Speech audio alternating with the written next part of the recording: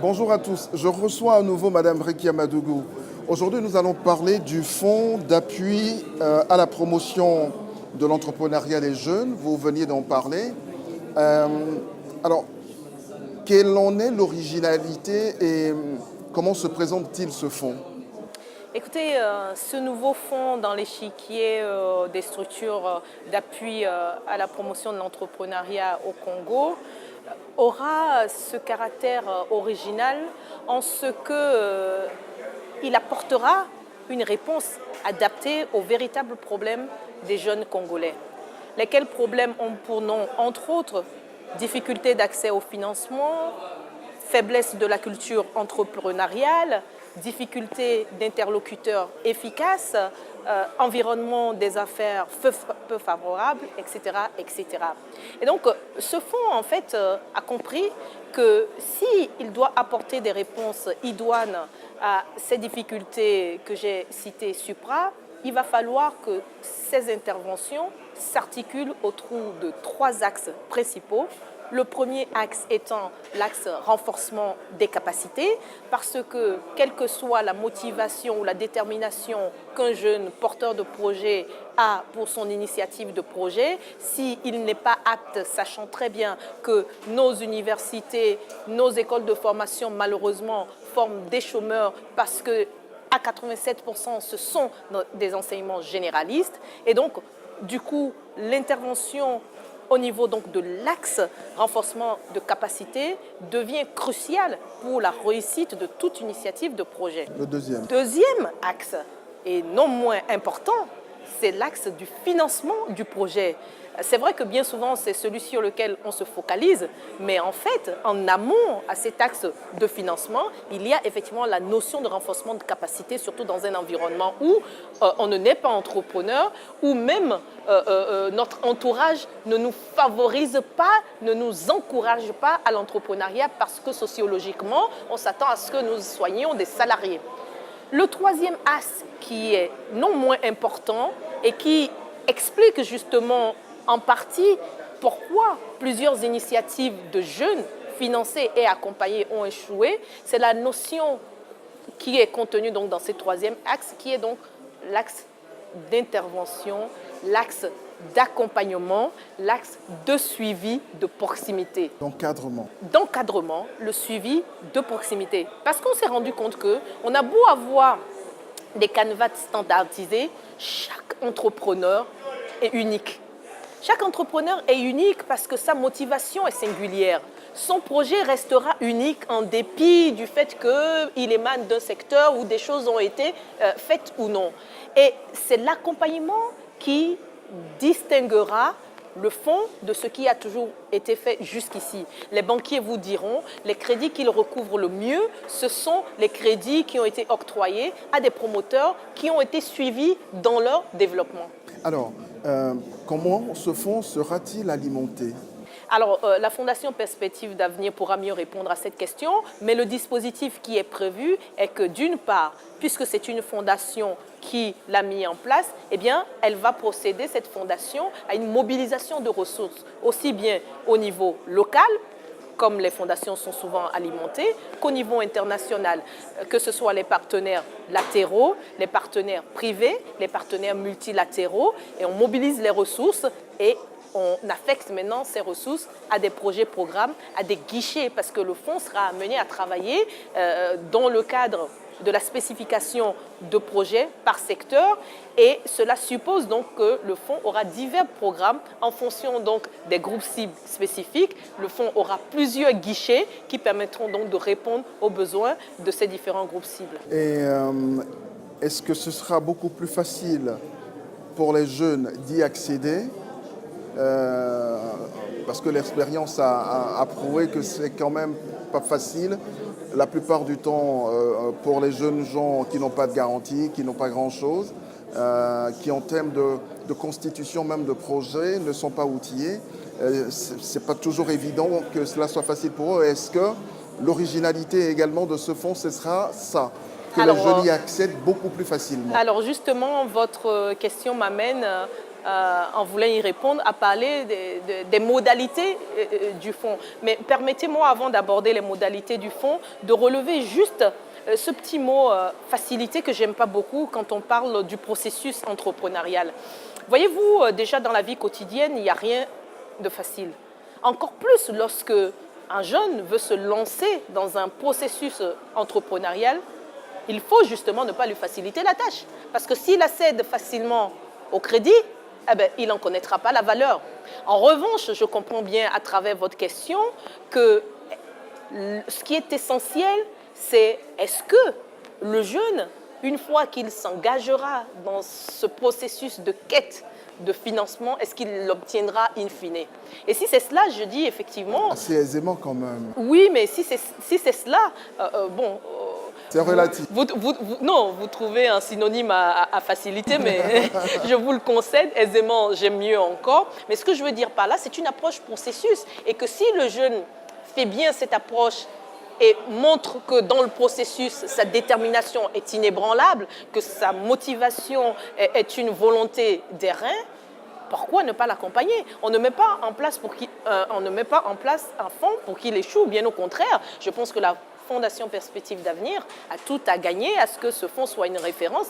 Et c'est dans ce cadre-là que je dis, les modalités de ce fonds, il est important de citer, en première modalité, la bonification de taux d'intérêt. Ça répond en partie à votre question. Parce que, en définitive, ce que les gens oublient souvent, pourquoi les jeunes n'arrivent pas à accéder facilement au crédit, puisque vous utilisez cet adverbe, ben, ils n'accèdent pas facilement pour plusieurs raisons. On vous dira par exemple que cela relève souvent de la qualité et de la nature des projets. Cela relève également du risque que la banque ou l'établissement financier prendrait, le niveau de risque.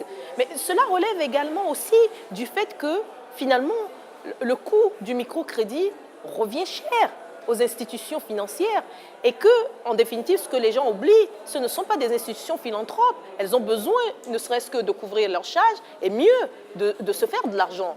Et donc, du coup, si le crédit revient cher, parce que justement, les microcrédits reviennent cher en matière de coûts d'administration, mais si le crédit revient cher, il faut bien qu'il y ait une volonté d'organismes qui accompagnent, qui supportent, qui endossent, qui subventionnent le coût du crédit. Et c'est de là que la première modalité d'intervention du fonds en matière donc d'appui financier aux jeunes est donc cette modalité de bonification de taux d'intérêt. En termes plus clairs, la fondation va subventionner le coût du crédit et donc cette subvention permettra d'offrir des taux de sortie très bas pour les porteurs de projets. Deuxième modalité, et non des moindres, c'est en fait celle qui répond à la difficulté de recouvrement des crédits. Et pourquoi difficulté de recouvrement de crédit? Je le disais tantôt, c'est la notion de risque qui rend davantage compliqué les recouvrements. Et cette notion de risque, plus le risque est élevé, plus le crédit sera cher ou carrément sera même difficile d'accès. Et pour cela, cette notion permet donc en réalité de mettre en place des groupes solidaires. Et les groupes solidaires, c'est un peu une forme de garantie que les institutions de microfinance ou les systèmes financiers décentralisés trouvent pour un peu contourner la difficulté à obtenir des garanties. Et ce mécanisme de groupe solidaire sera également mis en place donc, dans le fonds.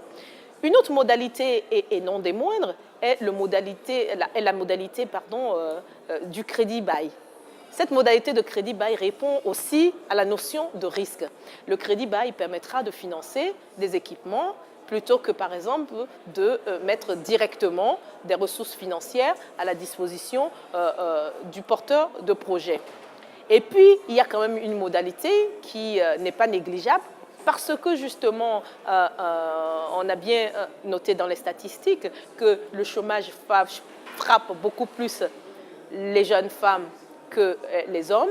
Et bien justement, il y a une modalité d'incitation à la promotion de l'entrepreneuriat des jeunes femmes.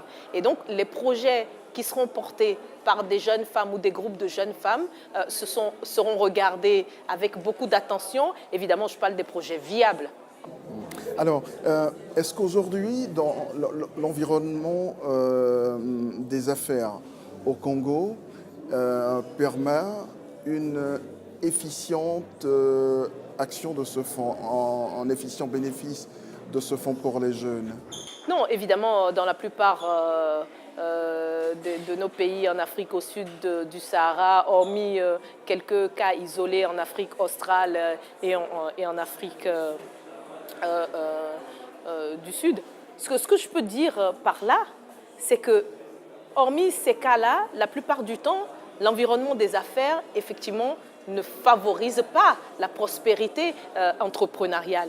Cependant, et justement, c'est l'un des leviers sur lequel la Fondation Perspective d'Avenir jouera de sa pleine puissance, parce que les inflexions qu'il faut sur le cadre des affaires, ce sont des inflexions qui peuvent être portées par des lobbies. Et qui c'est qui porte les lobbies? Eh bien, justement, ce sont des structures de la société civile, comme par exemple la Fondation Perspective d'Avenir, et d'autres structures qui peuvent se mettre ensemble pour influencer les décisions de sorte à favoriser l'environnement des affaires. Mais toute dernière préoccupation, comment mettons en place un fonds destiné à financer des activités de jeunes, alors que la qualification professionnelle des jeunes et même la qualification des jeunes entrepreneurs, pour l'instant, n'est pas encore chose acquise? Alors justement, la chose essentielle à faire, c'est d'abord et avant tout inculquer la culture entrepreneuriale aux jeunes porteurs de projets ou désireux de porter des projets. La culture entrepreneuriale, ma foi, est l'alpha et l'oméga de toute initiative entrepreneuriale. Si vous n'avez pas la culture d'entreprise, vous avez beau avoir une idée de projet, elle ne va pas prospérer. Deuxièmement, c'est l'approche du faire-faire. Un tel fonds d'appui à la promotion de l'entrepreneuriat des jeunes ne peut pas prospérer en pensant qu'il peut lui-même directement accompagner ou appuyer financièrement les jeunes. C'est impossible. Aujourd'hui, la démarche sacro-sainte en la matière, c'est le faire-faire. C'est-à-dire, le fonds sera en partenariat avec les structures habilitées, aussi bien en matière de renforcement de capacité, en matière donc d'accompagnement technique et aussi en matière d'accompagnement financier. C'est donc se baser sur des structures qui en ont la vocation, signer des contrats de performance avec les dites structures, elles peuvent être étatiques ou privées, mais signer des contrats de performance, j'insiste, et pouvoir donc mettre en œuvre des processus qui permettent aux jeunes de renforcer ses capacités, surtout que la majorité des jeunes sortent du système éducatif classique et avec des formations en enseignement général, près de 87% des jeunes en enseignement général, eh bien, il y a un besoin de mettre la culture entrepreneuriale au cœur de la vie de ces jeunes-là qui seront des futurs entrepreneurs. Je vous remercie. C'est moi.